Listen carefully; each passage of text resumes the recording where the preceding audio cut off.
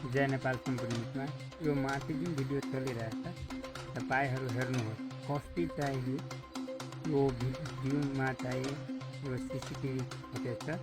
रसुवा गढी नाकाको चिनिया क्षेत्र रहेको अध्यागमन कार्यालयको सीसीटीभी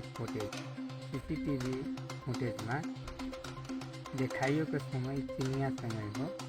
उक्त बेलामा नेपालमा करिब 9 बजेको थियो हैन।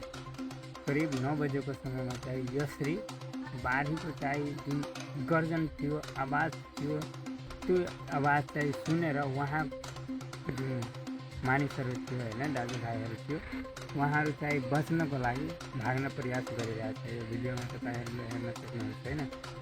त्यही कारणमा चाहिँ उहाँ त्यो बिल्डिङको माथिबाट चाहिँ पानीको यति तेज बहाव थियो, यति गहिरो पानी थियो हैन। त्यो सबै दाजुभाइलाई चाहिँ त्यही बाढीमा चाहिँ बगाइसकेको हैन। देशमा चाहिँ यति ठुलो घटना भएछ हैन। त्यही भएर तपाईहरु सोशल मिडिया मार्फत यो विभिन्न ठाउँमा चाहिँ तपाईहरु स्क्यानर हेर्नुहुन्छ हैन। स्क्यानरमा तपाईहरु पैसा पठाउँदाखेरि ध्यान दिएर पैसा पठाउनु होला कि वास्तवमा यो चाहिँ माथिको चाहिँ जुन सहयोगकर्ता छ हैन, जुन नेपाल सरकारबाट उहाँको मान्यता प्राप्त छ, यो स्क्यानरमा पैसा जान्छ त्यही सहयोगको लागि, यो बाढी पीडितको लागि हैन। त्यो सचेत भएर मात्र चाहिँ तपाईहरु यो स्क्यानरमा चाहिँ पैसा पठाउने हैन, नत्र पैसा पठाउनु हुन्न हैन।